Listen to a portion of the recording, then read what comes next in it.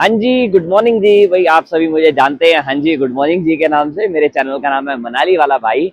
भाई आज की जो वीडियो है बहुत ही इन्फॉर्मेटिव होने वाली है, बहुत ही शानदार होने वाली है। इस वीडियो में पूरी डिटेल आपको देने वाला हूँ। वैसे मैं डेली अपडेट्स देता रहता हूँ अपने चैनल के बारे में। थोड़ा सा आपको बताया तो मेरा जो चैनल है वो डेली अपडेट्स देने का है। लास्ट 5 महीने से मैं मनाली में हूँ, रेगुलर मनाली में रहता हूँ।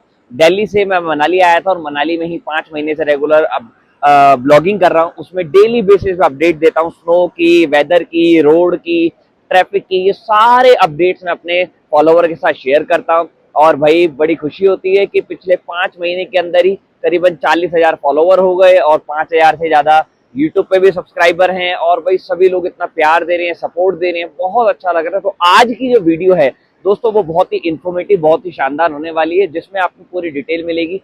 मेरे पास क्या है, बहुत सारे क्वेश्चंस आते रहते हैं। आज वो सारे सवालों के जवाब मैं इस वीडियो में आपको देने वाला हूँ। अगर आप जून महीने में मनाली घूमने वाले हैं, स्नो ढूंढ रहे हैं, आपके भी कुछ सवाल होंगे, वो सारे सवालों के जवाब मैं देने की कोशिश करूंगा। तो सबसे पहले बात करते हैं भाई, एक एक सवाल करके क्वेश्चन को शुरू करते हैं और इस वीडियो में कवर अप करते हैं। अभी मैं जहां पर प्रेजेंट हूँ, पहले आप लोकेशन जरूर पूछोगे, लोकेशन कहाँ है?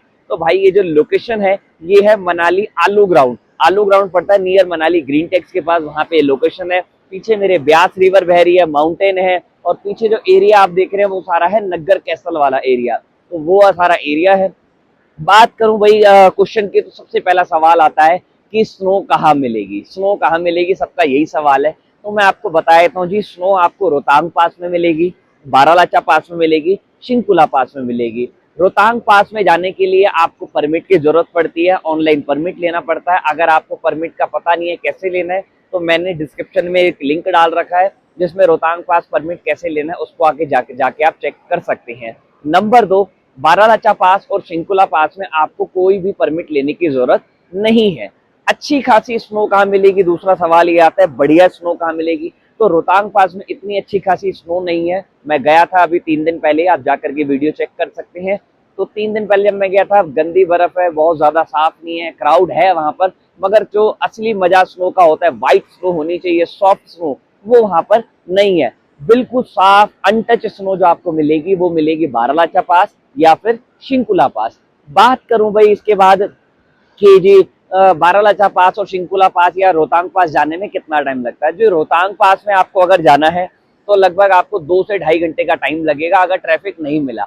और अगर ट्रैफिक मिला तो इससे ज्यादा भी समय लग सकता है। बारालाचा पास और शिंकुला पास जाने के लिए आपको 3.5 से 4 घंटे लगभग आपको चाहिए, तभी आप वहां पर पहुंच पाएंगे। इतना टाइम आपको लगे क्योंकि वो है 150 किलोमीटर और ये है 50 किलोमीटर। ठीक है जी। अब बात करते हैं जी वापसी के टाइम। क्या हमें जब हम वापसी आते हैं तो कितना टाइम लगता है? टाइम उतना ही लगता है। बस दोनों जगह से, तीनों जगह से जब आप वापसी आएंगे, तो मनाली से जब नीचे आएंगे तो आपका सोलांग वैली से जब नीचे की तरफ आप आएंगे तो वहां पर आपको ट्रैफिक मिलेगा ही मिलेगा, बिकॉज ऑफ सीजन का टाइम है। इस टाइम पे शाम को जब सारी गाड़ियां ऊपर से नीचे आती हैं तो ये ट्रैफिक जाम मिलता ही मिलता है।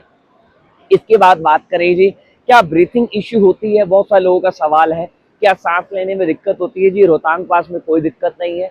बट बात करूं जिसको प्रॉब्लम हो रही है वो रोहतांग पास में भी हो रही है, बारालाचा में भी हो रही है, शिंकुला में भी हो रही है। ये सारी जो चीजें डिपेंड करती है, ये आपके ऊपर डिपेंड करती है। मैं एक फैमिली के साथ गया था जो गुजरात से आई थी, लगभग 17-18 लोग थे। उसमें से लगभग 50% लोगों को ये प्रॉब्लम हो रही थी, सांस लेने में नहीं, वॉमिटिंग हो रही थी, कुछ हो रहा था, किसी को कुछ हो रहा था। बट एक 10 साल का बच्चा था, उसको कोई प्रॉब्लम नहीं थी। मैं बहुत सारी ऐसी फैमिली से मिलता रहता हूँ, उनके व्यूज लेता रहता हूँ। रिकॉर्ड मैं कई बार नहीं कर पाता, बट हाँ जितने भी रिकॉर्ड करता हूँ वो मैं डालता हूँ। तो सभी ने मुझे यही बता रखा है कि भैया जी ऐसा कोई दिक्कत नहीं है, हम आराम से गए, आराम से आए, कोई भी परेशानी वाली चीज नहीं हुई।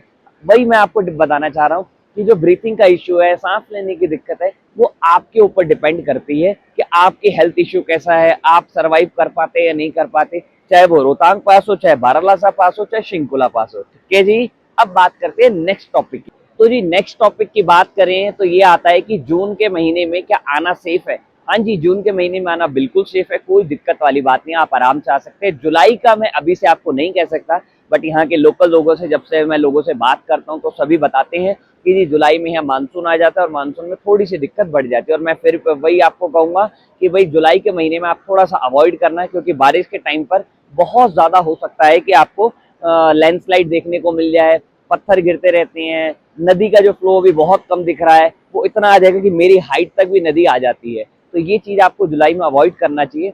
बाकी जून के महीने आप आराम से आ सकते हैं, कोई भी दिक्कत वाली बात आपको नहीं है। इसके बाद बात करूं जी, बहुत सारे लोगों का ये सवाल है कि जी हम पैकेज के थ्रू आए या विदाउट पैकेज आए। तो भैया आप पैकेज के थ्रू भी आ सकते हैं, विदाउट पैकेज भी आ सकते हैं। अगर आप मेरी सलाह पूछेंगे कि भैया कैसे आना चाहिए, तो मैं आपको बताऊंगा जी आप खुद से आ सकते हैं। क्योंकि देखो पैकेज वाला आपको दो चीज देता है, एक होटल और एक देता है गाड़ी। वो दोनों चीजें आप खुद से भी अरेंज कर सकते हो। मान के चलिए आपको होटल चाहिए, तो होटल के आपको कॉन्टेक्ट मैं प्रोवाइड दे दूंगा, आप डायरेक्ट बात कीजिए, अपना होटल बुक कर लीजिए।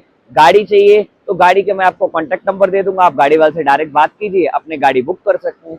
जो टूर एंड ट्रेवल वाला है वो भी आपको यही देगा, गाड़ी और खुद भी आप ये चीजें अरेंज कर सकते हैं। तो जी बात करूं नेक्स्ट टॉपिक की, कि भाई बहुत सारे लोगों का ये सवाल रहता है कि जी क्या ट्रैफिक जाम मिलेगा। सबसे बड़ा सवाल ये रहता है क्या ट्रैफिक जाम मिलेगा।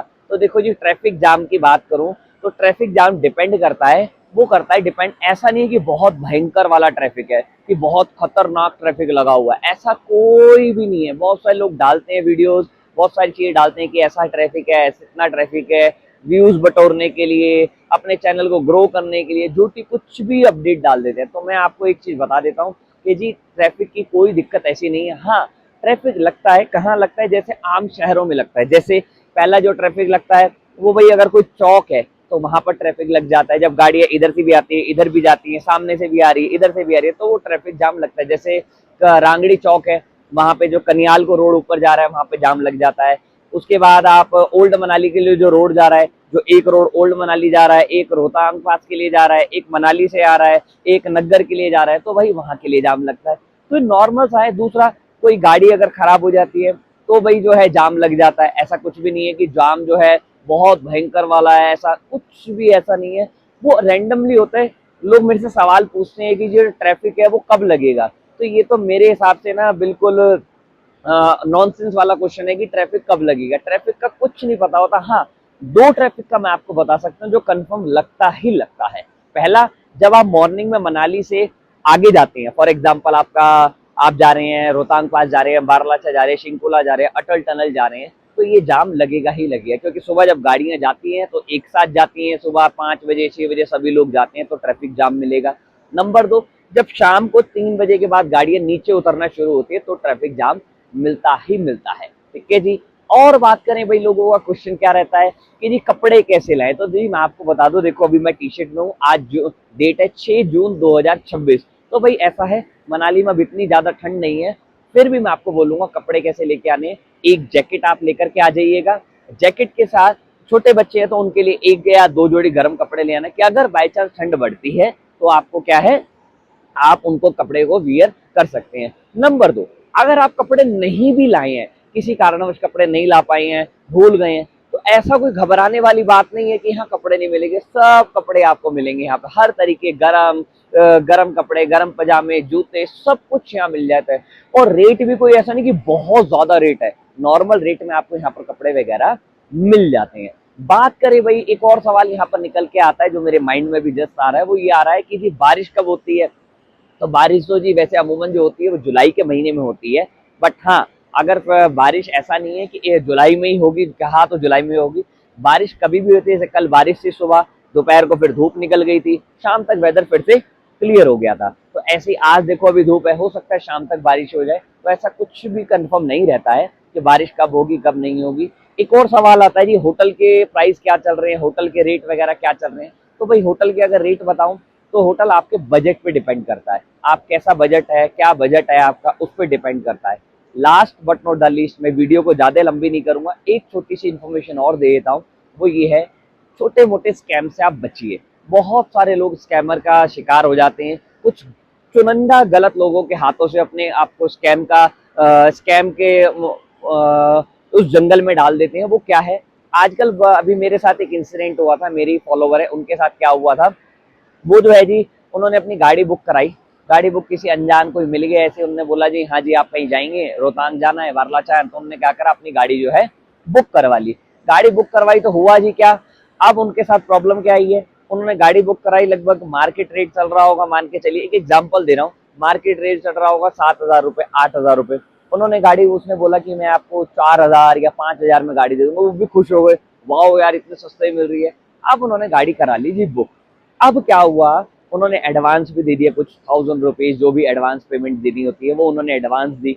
अब क्या हुआ जी, सुबह वो ड्राइवर जो फोन ही नहीं उठा रहा। अब वो कई बार उसे कॉल कर रहे हैं, कॉल करे जा रहे हैं, करे या उठाएंगा। 11 बजे के आसपास ड्राइवर का कॉल आया कि जी मैं ना जा नहीं पाया। उन्होंने कहा जी आप फोन भी नहीं उठाए, कह रहे जी मैं किसी और सवारी को लेके चला गया था, मैं जो आपके पैसे हैं रिफंड कर दूंगा। उन्होंने रिफंड कर दिए पैसे, ऐसी कोई दिक्कत नहीं। बट उन्होंने जब बोला कि आप क्यों नहीं जा पाए जी, हमें क्यों लेके नहीं गए, तो उन्होंने कहा जी आपने जो पैसे आप मुझे दे रहे थे उससे ज्यादा पैसे कोई और पैसेंजर मुझे दे रहा था। तो कहने का मतलब है, अगर आप गाड़ी बुक करें, होटल बुक करें, किसी न किसी ट्रस्टेबल पर्सन से ही करें। ऐसे बहुत सारे लोग आपको मिल जाएंगे, हो सकता है कम का झांसा दे करके या कुछ और बोल करके आपको ले जाए, बट वहां पर क्या होगा, आपके साथ स्कैम हो सकता है, आपका जो ट्रिप है खराब हो सकता है। तो इस चीज का आपको जरूर ध्यान रखना। दूसरा, ड्राइवर का भी जरूर होना चाहिए, भाई आप लंबे ट्रिप पे जा रहे हैं, ड्राइवर भी ट्रस्टेबल होना चाहिए। किसी भी ऐसे ही किसी ड्राइवर को उठा के मत ले जाना। मेरे कॉन्टेक्ट में भी कुछ ऐसे हैं, मतलब मैं उनको पर्सनली नहीं जानता, सिर्फ ये देखा है कि वो उनका मैंने हाव भाव देखा है, ड्रिंक करके सो जाते हैं, सुबह का जो टूरिस्ट है फोन कर रहा है उसका फोन ही नहीं उठा रहे हैं। तो भाई ऐसे लोगों से दूर रहना, ठीक है जी। बाकी मनाली में कोई भी ऐसी दिक्कत नहीं है, कोई परेशानी नहीं है। जो भी आपको चीज पूछनी हो आप मेरे से डायरेक्ट, इंस्टाग्राम पे मेरा चैनल है मनाली वाला भाई के नाम से, मनाली वाला भाई ऑफिशियल के नाम से चैनल है, आप मेरे को डायरेक्ट डीएम करके भी पूछ सकते हैं।